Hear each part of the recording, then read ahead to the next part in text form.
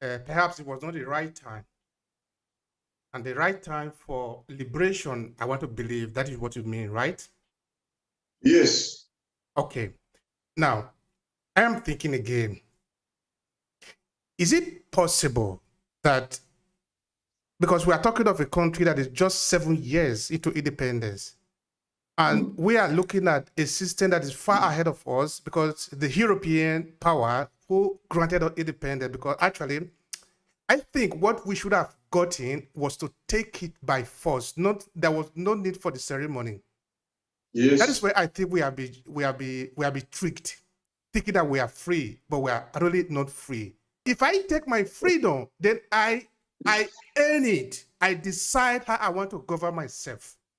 Yes. So what I'm thinking is it possible that agitation like that of Biafra can somehow be instrumentalized to perpetuate divisions in Nigeria?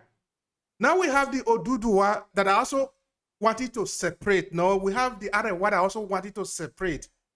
Are we really sure that these people are fighting for the people? That this individual, these leaders, regional leaders, are fighting for the liberation of their people, or they are just being used to perpetuate this tension so that the Nigerian people cannot fight for the real thing? Because up until this moment, the real debate in Nigeria is not how to generate electricity. It's not how to tap into the resources in Nigeria, because those are not the issue right now. But in China, in Europe, in the United States, those are the issue. And those people will always succeed in those issues while we succeed in talking about Arawa, the Oduduwa, and the rest of it. Is it possible that what led to the Nigerian Civil War, like the case of this secession, and what we are continuing to have today, some of you we're also going to talk about in the course of this conversation, is a tactics to keep Nigeria the way it is today? Is it possible? I feel it is a tactics. Like I said, I have spoken a bit of that. Maybe when I said, you asked me if it was of a good intention.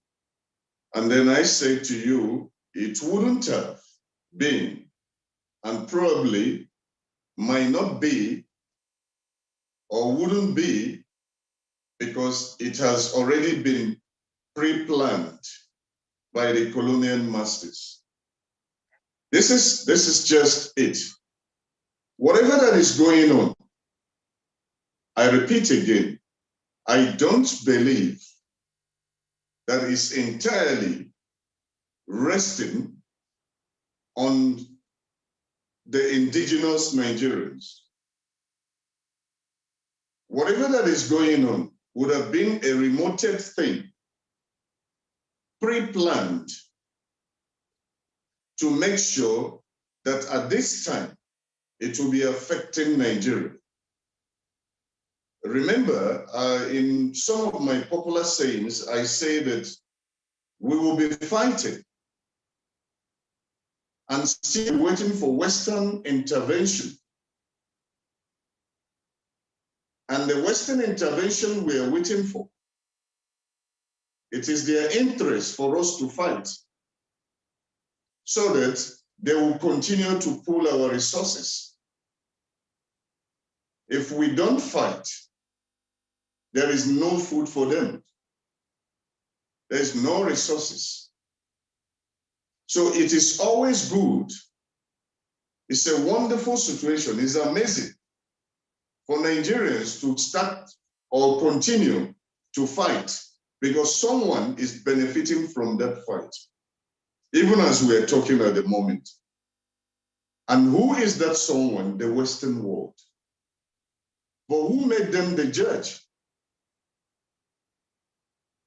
Why must they set the pace? What makes them feel that it is them that should set the pace of things happening in Nigeria? And that's exactly the same question I asked one of the people. I said, who set the pace of a lingua franca to be English? Why was it not set to be Swahili? in the whole of African continent who set the pace.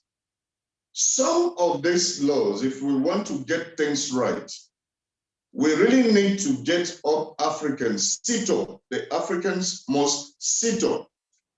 It is not a one-person thing.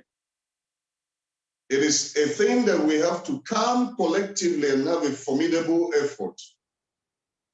And this will be achieved without calling names. Oh, who are you? I know your mother and your father. You are from the next village and that. So what can you give us? Because we know you. Let us appreciate each other. Let us begin to respect each other. Let us begin to know that we cannot be fighting and expect Western intervention in our fights. If we're doing that, we are still behind. Because when they intervene with their interests. But if we make it an African thing and solve our problems, then, I repeat, then we will remain together the way we used to remain in 1300s and 1800s according to what is left for us by our forefathers. But we will not be allowed to enjoy or to hold on things of such nature. We will not be allowed. Because even from the 1300s down to the amalgamation of the West and Lord Lingard movement was when Africa was sold, coming back to Nigeria. And then Nigeria has its own capacity. It's a blessed nation, I repeat. A blessed and wonderful nation that every one of us can go back home and be contented without working if our resources are betterly managed. But because that is not done, and the Western world knows that from the beginning, if we give power to these people, they will not allow us anymore to come into this country. Let us rather give power to those we can control, because this section of this country is too wise. This section is too wise. So let's look at this section that we can manipulate and control easily. Give them power and let the power continue to exist within them. And then the brighter ones will now agitate that those ones are not supposed to have this power because we are the elites, we are the learned. Then they know these are setups. That's where I'm going to. It is a careful setup. It is a gimmick that they have, planned so well. And they know that this is what can lead to depopulation. They achieve the aim through vaccines and whatever. Our own vaccine is constant fighting and killing of our people. This is the much I can say. It's always ended with the responsibility, because it is only when we take responsibility to change the situation that change will actually happen. I'm going to ask you something relating to the lesson, if any, that we can learn from the Nigerian Civil War. If it is true that somebody else is just taking advantage of our crisis, can we learn anything from the past so that as we move going forward, we can do something differently? Can we do this? Yes.